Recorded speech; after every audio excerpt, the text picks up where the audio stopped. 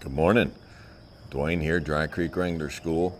It's This morning is the morning of for the first day for our fourth week of school. We have the students rolling in this afternoon, and so we are going to take the time to try to make a video.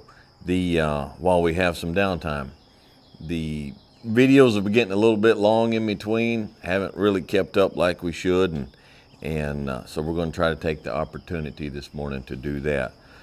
Going to have a Perdomo Habano Maduro this morning with my first cup of coffee out here. And it's a little bit richer and darker than what I normally prefer to start my morning off with. But I've run out of Charter Oaks, which I prefer for morning. And I got to get some of those ordered in, so we're going to have this. I've had a little bit of trouble with the larger gauge cigars with the guillotine cutters. Kind of sometimes tends to crumple the edges, so someone gave me a punch to start and check that out, which I have been. And for these larger gauge cigars, it actually is working pretty good. There's been a subject that has come up in the school. It's something that I have been aware of for a while, but it has come. Man, that's good. That's really good this morning. But it has come out more clear with the classes, and so I want to address that this morning. I have found that in life, in every aspect of life, when things aren't right, when there's difficulty, more often than not, it's not because what we're doing is wrong. It's because we're out of balance. Now, you take a marriage, you take a husband that is very, very intent, very diligent, very focused on providing for his family, to work a job, to make the money that needed to come in to make sure that they have financial security, they have a good house, they got food, they got clothes, the kids go to a good school. That's a good thing. But a lot of times there gets to be trouble in the marriage because the other side of things, the listening to his wife, the emotional support, that emotional connection is not there. So it's not a case of what he's doing is wrong. It's a case that he's out of balance. Then you got the other fella that just wants to lay on his couch and love everybody and just be all affectionate, but he won't go get a job, and he's out of balance. Well, we have that in horse world. So I want to ask a question this morning. Where are you going with your horse?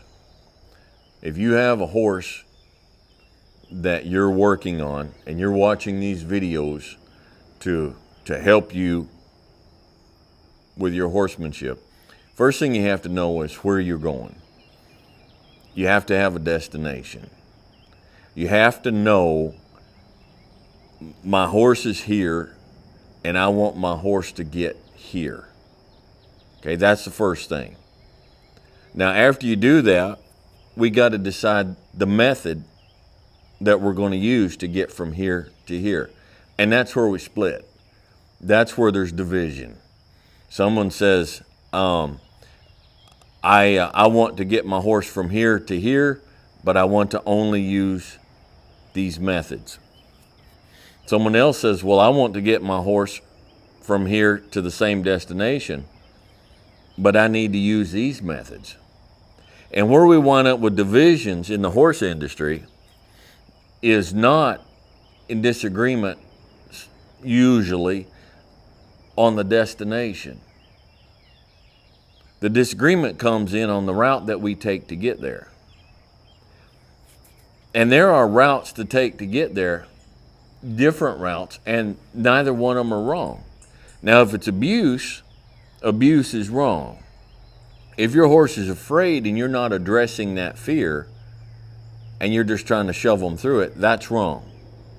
If your horse is confused and doesn't understand what you're trying to teach them, but you're just trying to force it through anyhow, it's wrong. If for no other reason, it's ineffective. It's foolish, okay?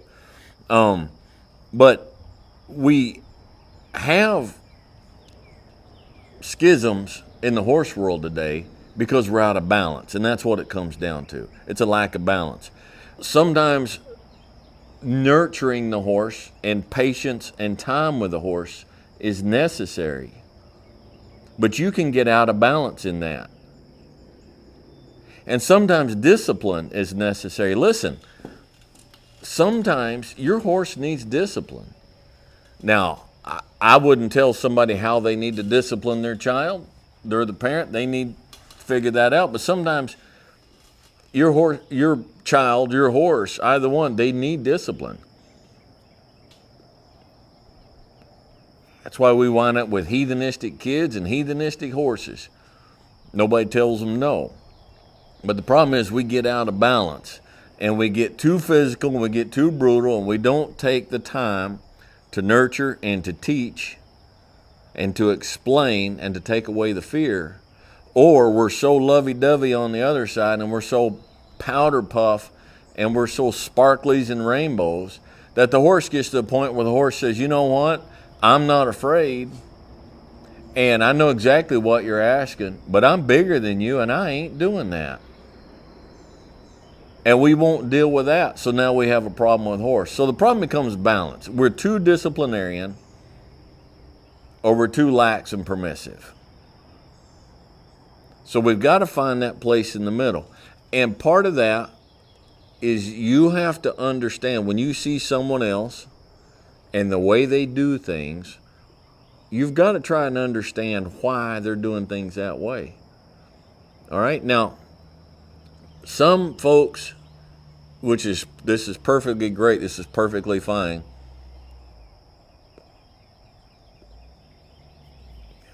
Some folks have horses strictly for their own pleasure. They are pleasure riders. All right? And so they have all the time in the world to go through Pat Pirelli 7 games over the course of a year and a half to get where they want on that horse in a manner that they want. But some of us come at this from a job. It's our job. We show up on a ranch. We show up on a dude ranch. We show up at a pack station. They give us a horse. This horse has a problem. This horse has done this and this to the last 2 or 3 riders, but it's what we got. We need to deal with it. I need you to fix it.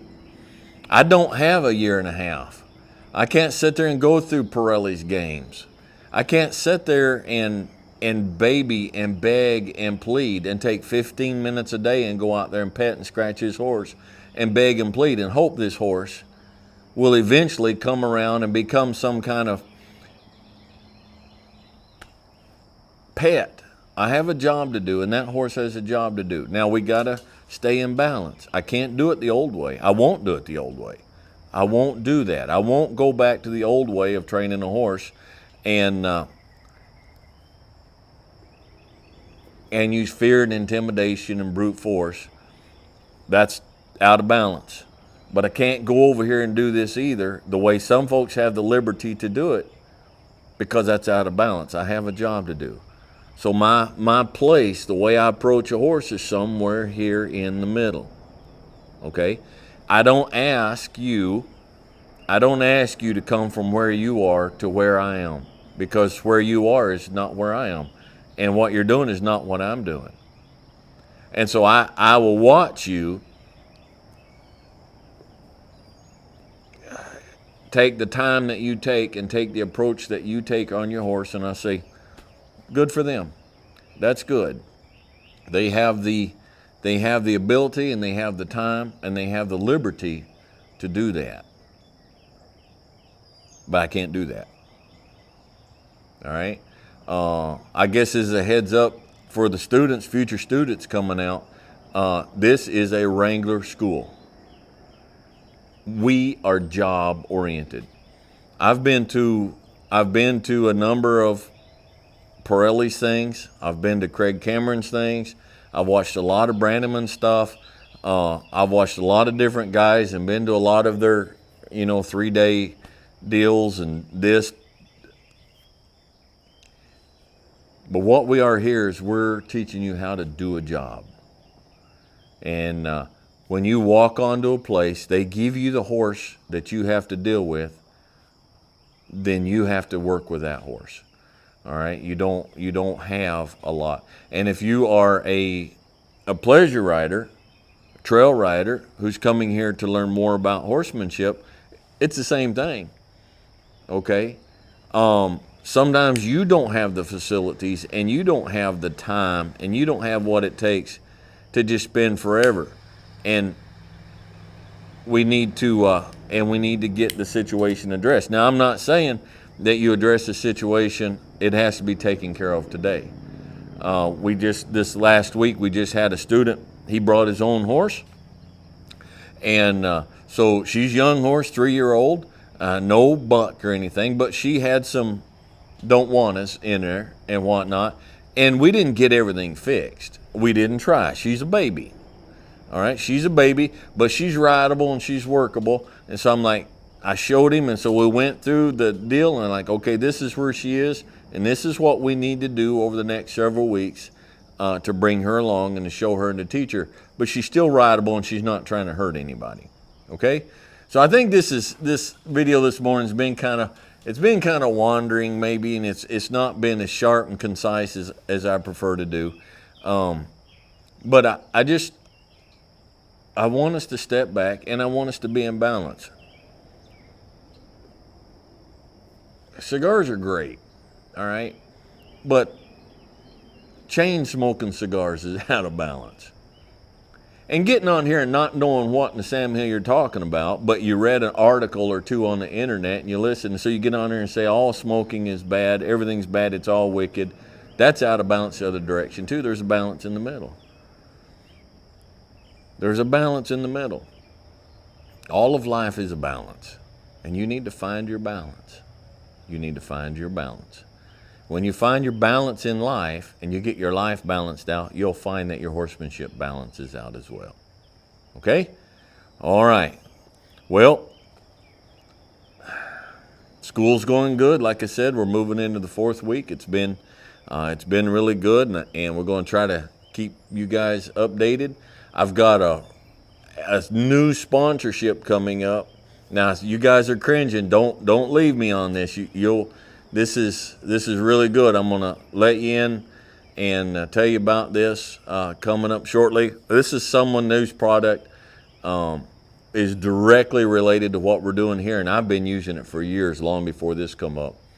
And so we got in contact last week and about joining up in partnership on this, and so we got some exciting stuff coming up in the future.